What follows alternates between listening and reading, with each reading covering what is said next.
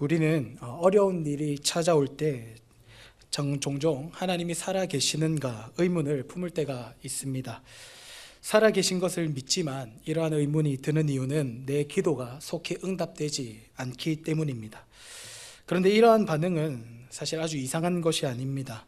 성경의 많은 인물들이 이 땅을 살아가는 동안에 그러한 의문들을 품고 또 하나님께 기도했기 때문입니다.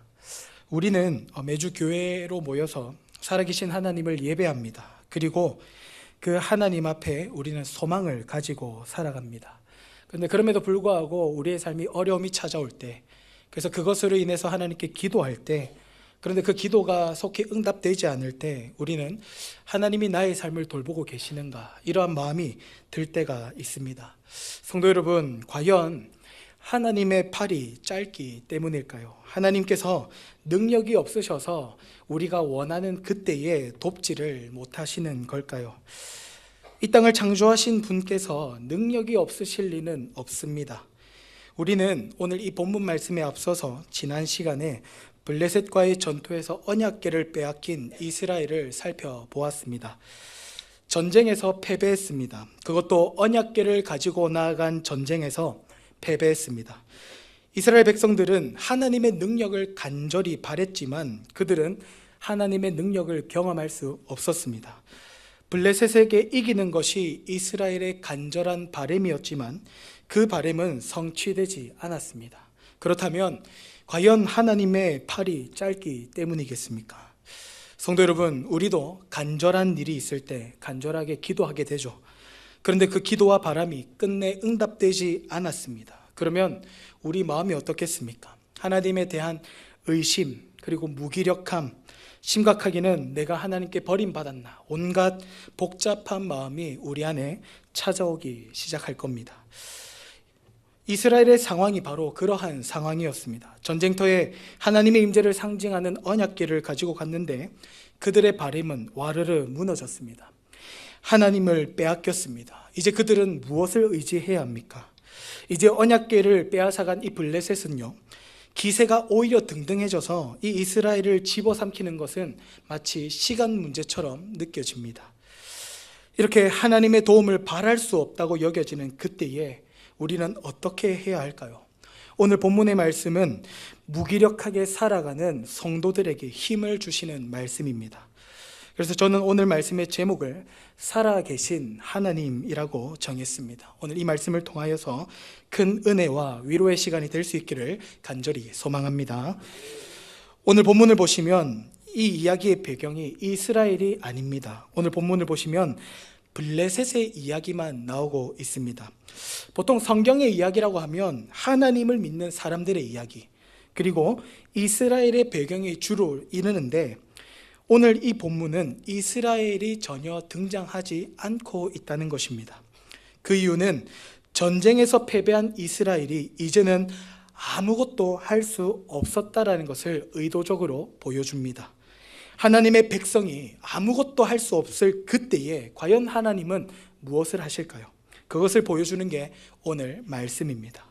하나님께서 우리의 상황과 상태와 상관없이 하나님은요, 여전히 오늘도 역사하시며 일하시는 것을 오늘 본문을 통해서 우리는 발견할 수 있다라는 것입니다. 오늘 본문을 통해서 우리는 하나님이 어떤 분이신가 세 가지로 함께 살펴보도록 하겠습니다.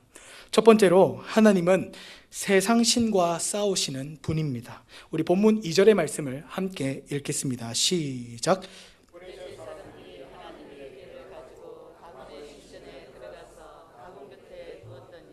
아멘. 블레셋 사람들이 전쟁에서 이기고 언약궤를 빼앗아 왔습니다. 그리고 그들의 주요 도시 중에 하나인 아스돗에 있는 다곤 신전에 두었습니다. 우리 그림을 하나 띄워 주십시오. 이 그림의 모습이 다곤 신상입니다. 몸은 사람의 몸을 가지고 있고 하체는 어떻습니까? 물고기의 모습을 가지고 있습니다. 이 신은 메소포타미아 신화에 등장하는 신입니다. 이 다곤이라고 하는 말은 곡물을 뜻합니다. 그리고 이 어원이 되는 다그라고 하는 말이 있는데요, 그것은 고기를 뜻합니다. 다시 말해서 이들이 섬기는 다곤의 신은 풍년을 가져다주는 풍요의 신으로 숭배되었습니다. 오늘 본문에 이 바로 저 모습의 신상이 있는 다곤 신전에 언약궤를 두었다라고 말씀합니다. 그런데 이 다곤 신 앞에 언약궤를 둔 시점부터 이상한 일이 벌어지기 시작합니다. 언약궤를 다곤 신상 앞에 두고 난 그 다음 날에 사람들이 신전에 들어가 보니 다곤 신상이 언약궤 앞에 얼굴을 땅에 대고 엎드려져 있었다라고 말씀합니다. 그것을 본 사람들은 어떻게 했을까요? 다시 그 다곤 신상을 일으켜서 제자리에 갖다 놓았습니다. 그런데 그 다음 날 어떻게 되었을까요? 오늘 본문 4절의 말씀인데요, 4절 함께 읽겠습니다. 시작. 그 이튿날 아침에 그들이 일찍이 일어나 본즉 다곤이 여호와의 궤 앞에서 또다시 엎드려져 얼굴이 땅에 닿았고 그 머리와 두 손목은 끊어져 문지방에 있고 다곤의 몸뚱아리만 남았더라. 아멘. 이번에도 어제처럼 다곤 신상이 언약궤 앞에 엎드려져 있었습니다. 그런데 다른 것이 있다면 머리가 잘리고 두 손목이 잘려 있었다라고 말씀합니다. 그리고 잘린 그 머리와 두 손목은 문지방 곧 문턱에 있었다라고 합니다. 성도 여러분, 하나님께서 왜 이렇게 역사하셨을까요? 그것은 하나님은 세상 신을 심판하시는 분이기 때문입니다. 여러분, 머리가 잘렸다라고 하는 것은요, 세상 신은 생각이나 판단을 할 수 없다는 것입니다. 세상에 많은 사람들이 우상 앞에 절하고 기도합니다. 그런데 왜 세상에 많은 사람들이 세상 신 앞에 엎드려 절하고 그 앞에 정성을 바칩니까? 이 신이 나를 도와주리라 믿기 때문입니다. 그런데 세상 신은요, 살아있지 않습니다. 세상 신은요, 기도를 들을 귀도 가지지 않았습니다.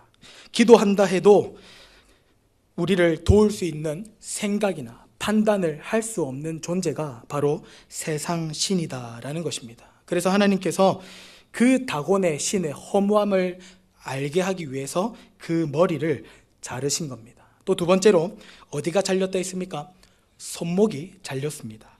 손목이 잘렸다 하는 것은 그 세상 신이 어떠한 능력도 행할 수 없다는 것을 뜻합니다. 세상에 많은 사람이 이 신 앞에서 풍요를 가져다 줄 것을 믿고, 또한 세상 사람들이 세상 신 앞에 건강을 가져다 주리라 믿고 세상 앞에 많은 정성을 바칩니다.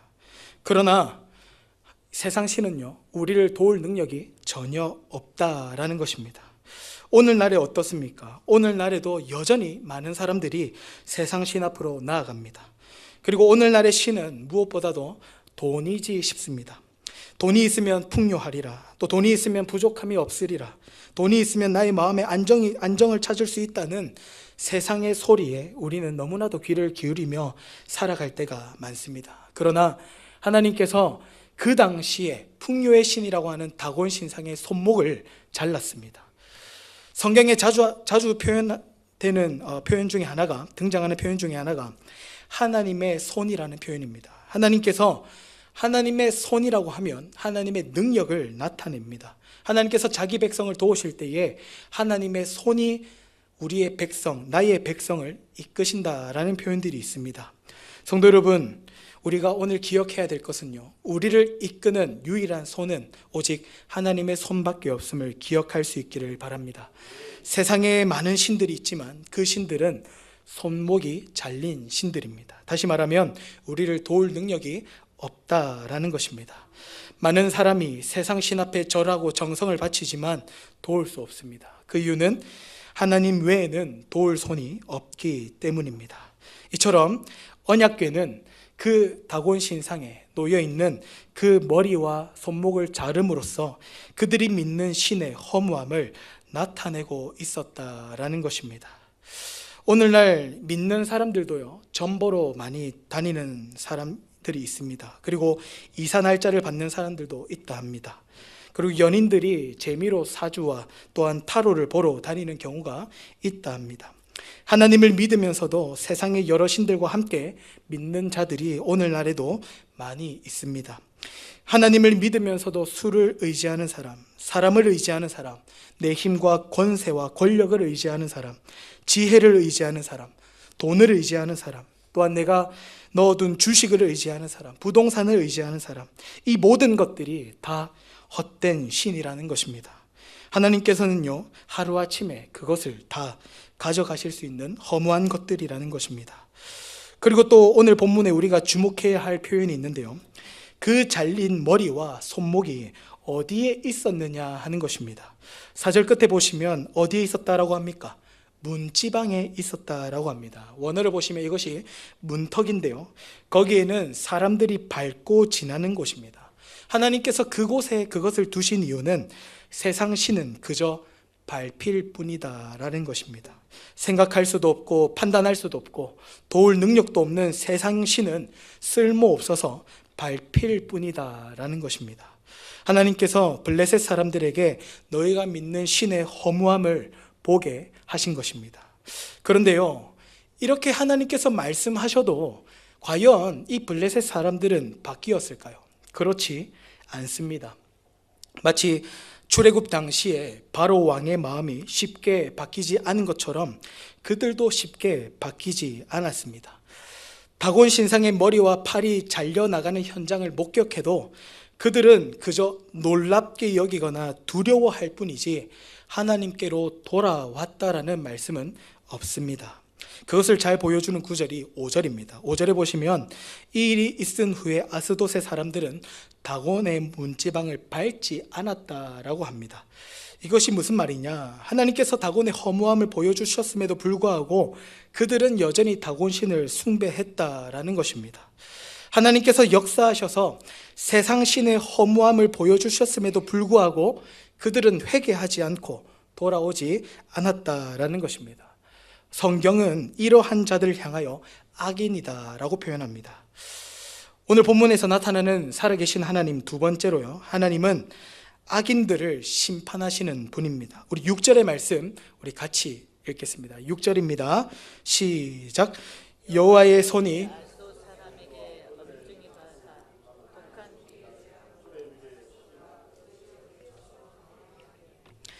하나님께서 다곤 신상을 부서뜨리고 이번에는 아스돗 사람들의 몸에 독한 종기가 나게 하셨습니다.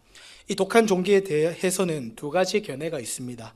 첫 번째로 치질 또는 항문 부위의 종기였다라는 것입니다. 혹시 치질에 걸려보신 분들이 계신지 모르겠습니다. 보통 항문 부위에 이렇게 치질이 나거나 하면 눕거나 볼일 볼 때나 앉는 일들이 매우 불편하고 어렵습니다. 고통스러운 질병입니다. 무엇보다도 사람에게 말하기 조금 수치스럽고 부끄러운 질병입니다. 또 이 독한 종기에 대해서 두 번째 견해는요, 흑사병입니다. 흑사병은 우리 중세시대 유럽의 인구 3분의 1을 모두 죽게 만든 치명적인 질병 중 하나였습니다. 이 흑사병은 쥐에 기생하는 벼룩을 통해서 사람에게 전염되었다라고 합니다.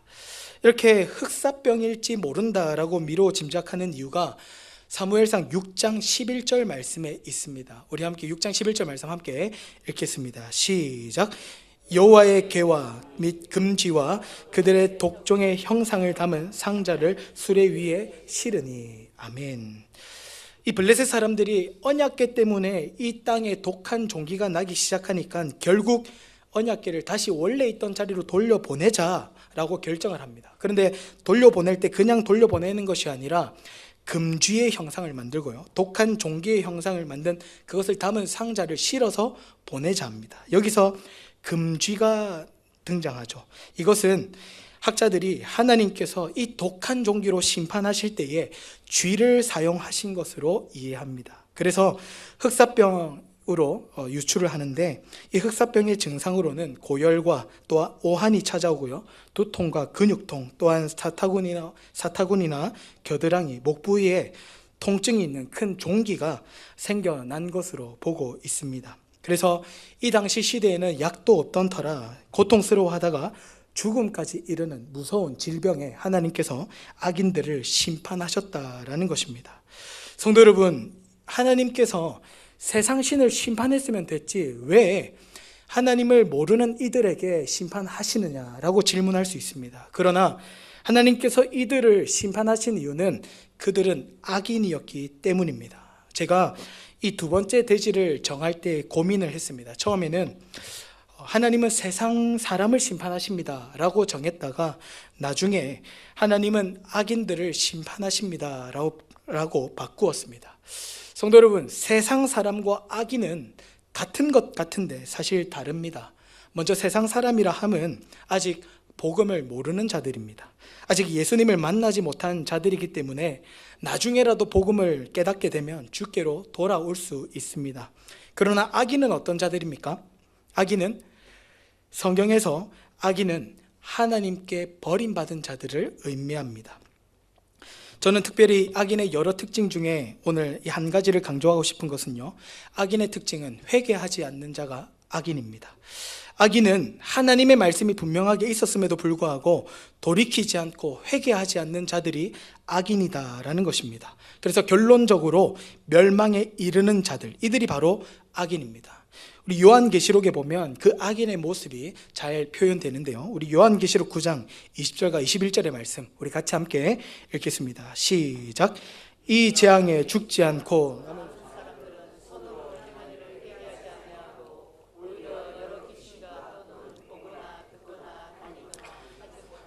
금, 은, 동과 목석의 우상에게 절하고 또 그 살인과 복술과 음행과 도둑질을 회개하지 아니하더라. 아멘. 계시록의 말씀에 보면 재앙 가운데 살아남은 자들이 그 재앙을 보고도 죄에 대해서 회개하지 않았다라고 말씀합니다. 회개하지 않았을 뿐만 아니라 다시 우상에게 절하고 심판받을 만한 행동을 여전히 이어가고 있었다라고 합니다. 이것이 성경이 말하는 악인입니다. 아스돗 사람에게는 하나님께서 어떻게 말씀하셨습니까? 다곤 신상의 머리와 손목을 부서뜨리면서 너희가 믿는 신은 헛된 신이다, 내가 참 신이다 라는 것을 말씀하셨음에도 불구하고 그들은 어떻게 했습니까? 회개한 것이 아닙니다. 주께로 돌아오지 않았습니다. 여전히 그들은 세상 신을 섬겼습니다. 그래서 그 악인을 오늘 본문에 하나님께서는 심판하셨다라는 것입니다. 아스돗 사람들이 이 종기 때문에 괴로워해서 이 언약궤를 다른 곳으로 이동시킵니다. 8절에 보시면 아스돗에서 가드로 옮겨갑니다. 그런데 그 가드 지역 사람들도 똑같이 악한 종기가 나기 시작했습니다. 어린 아이나 노인 할 것 없이 성읍의 모든 사람들이 이 악한 종기가 났다라고 말씀합니다. 그래서 이 가드 사람들이 괴로워서 10절에 보시면 언약궤를 이제는 가드에서 에그론으로 보냈다라고 합니다. 그런데 이때 에그론 사람들은요, 이미 저기 아스돗과 가드에서 임한 심판을 알았기 때문에 두려워하고 슬피 울었다라고 성경은 기록합니다. 성도 여러분, 이처럼 하나님은요, 이스라엘이 무기력하게 빠져 있을 때에, 아무것도 할 수 없을 그때에 하나님은요, 세상 신을 심판하시고 하나님은 악인을 심판하시는 분임을 우리는 기억해야 합니다. 그리고 세 번째로 하나님은요, 홀로 싸우시는 분입니다. 오늘 본문 11절과 12절 말씀 우리 함께 읽겠습니다. 이에 사람을 보내어 블레셋 모든 방백을 모으고 이르되 이스라엘 신의 궤를 보내어 그 있던 곳으로 돌아가게 하고 우리와 우리 백성 죽임 당함을 면하게 하자 하니 이는 온 성읍이 사망의 환난을 당함이라. 거기서 하나님의 손이 엄중하심으로 죽지 아니한 사람들은 독한 종기로 치심을 당해 성읍의 부르짖음이 하늘에 사무쳤더라. 아멘. 여러분, 지금 블레셋 땅에는 하나님을 위해서 싸울 자들이 아무도 없죠. 이스라엘 백성들은 블레셋과의 전투에서 패배를 경험하고 오늘 본문에 전혀 등장하지도 않습니다. 지금 블레셋 땅에는 하나님의 이름을 위하여 싸울 사람이 아무도 없었다라는 것입니다. 그런데 그 땅에 언약궤만 홀로 놓여 있었습니다. 사람들은 뭐라고 생각했겠습니까? 이 상자 하나가 무슨 힘이 있겠는가? 블레셋 사람들이 처음에 이 전쟁에서 이기고 언약궤를 가지고 왔을 때 과거에는 애굽에서 건져낸 신이라고 하더니 우리와 상대해보니 별것 없구나, 이렇게 하나님을 얼마나 비웃었겠습니까? 그런데 하나님께서는요, 그곳에 그 누구의 도움도 필요 없이 홀로 싸우셨습니다. 다곤 신상 앞에 언약궤가 놓였을 때 첫 번째 날 어떻게 되었다 했습니까? 다곤 신상이 머리를 땅에 엎드리고 언약궤 앞에 머리를 대었다 했습니다. 그것을 본 사람들이 다곤 신상을 다시 일으켜 주었습니다. 그러자 하나님은 두 번째 날에는 몸뚱아리만 남게 다 부서뜨려 버리셨습니다. 여기서 우리가 발견해야 될 하나의 진리가 있습니다. 세상 신은요, 스스로 아무것도 할 수 없어서 사람의 도움을 필요로 한다라는 것입니다. 마치 세상 신이 우리를 도와줄 수 있는 것 같지만 세상 신은요, 넘어진 자기 자신을 스스로 일으킬 수가 없습니다. 세상 신은 다곤 신상이 넘어졌음에도 불구하고 다곤 신은 스스로 일어날 수가 없었습니다. 누가 일으켰습니까? 아스돗 사람들이 와서 그 신상을 일으켰죠. 이것이 무엇을 말해줍니까? 세상 신은 사람의 도움이 없이는 아무것도 할 수 없는 그런 연약한, 무능한 신임을 보여주고 있다라는 것입니다. 그러나 성도 여러분, 우리 하나님은 어떤 분이십니까? 사람의 도움이 없이도 모든 것을 행하실 수 있는 능력의 하나님이신 줄로 믿습니다. 하나님은 말씀으로 세상을 창조하셨을 뿐만 아니라 말씀으로 우리의 삶을 지탱하고 계십니다. 말씀으로 이 땅을 심판하시는 분이 하나님이십니다.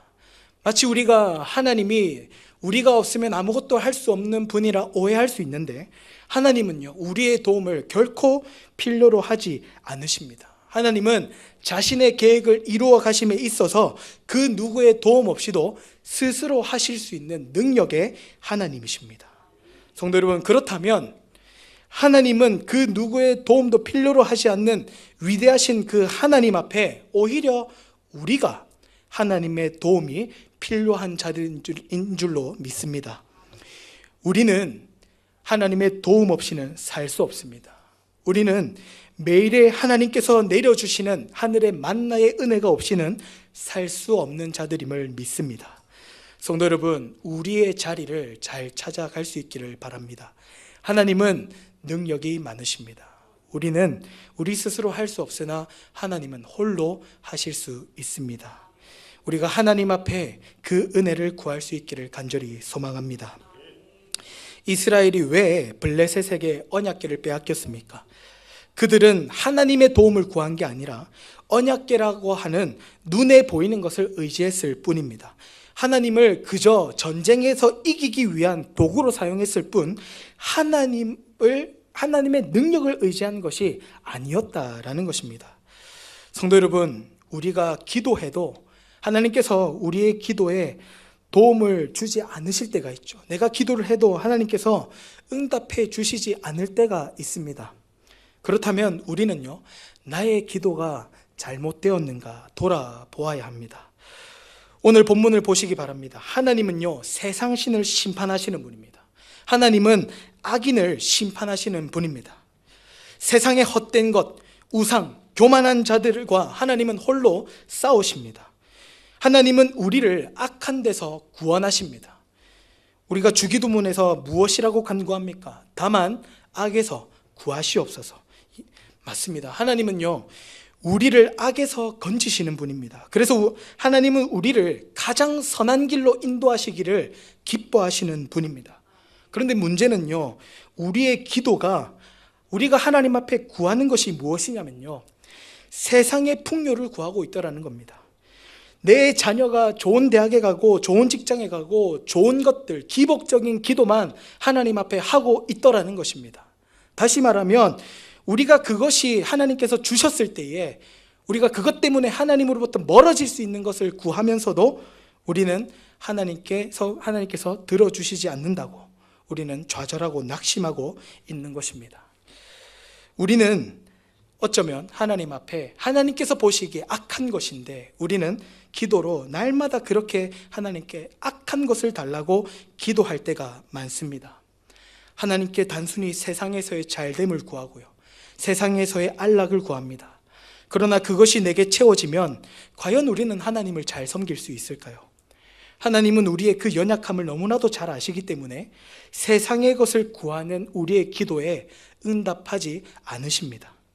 하나님은 세상 신과 악인들과 싸우시는데 우리는 자꾸 세상 신을 많이 달라고 기도하는 것입니다.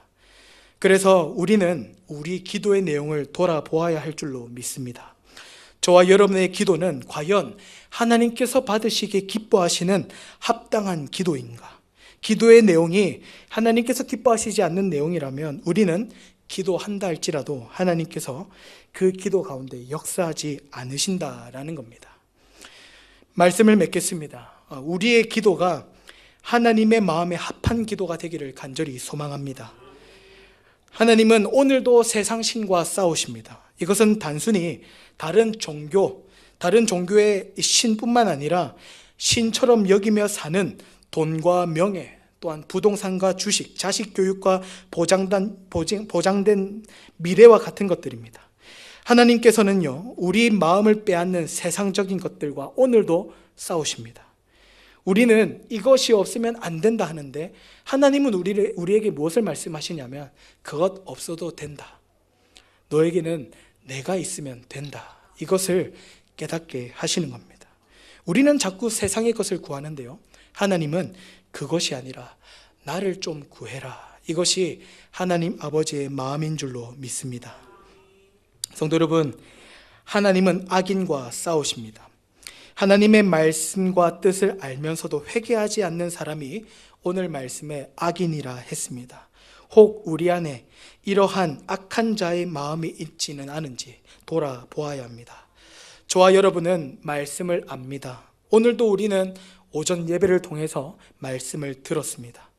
말씀을 안다는 것은 곧 하나님의 뜻을 안다라는 것입니다. 그러나 알면서도 우리는 믿음의 삶이 부담스럽고 그렇게 사는 게 힘들다고 하여서 혹시 애써 외면하고 있지는 않으십니까?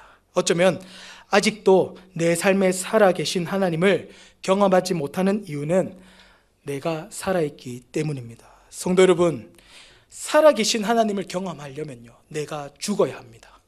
내가 살면요, 살아계신 하나님을 경험할 수가 없습니다. 여러분, 나를 부인하여서 살아계신 하나님을 경험할 수 있는 은혜가 있기를 소망합니다. 그리고 하나님은 홀로 싸우시는 분입니다. 내 인생을 하나님께 온전히 맡기시기를 바랍니다. 이스라엘처럼 잔머리 굴리면서 전쟁터에 언약궤를 가지고 가는 죄를 범하지 마시기 바랍니다. 하나님을 내 능력, 내 도구로 사용하는 일이 없도록 늘 우리의 마음을 주의하여야 합니다.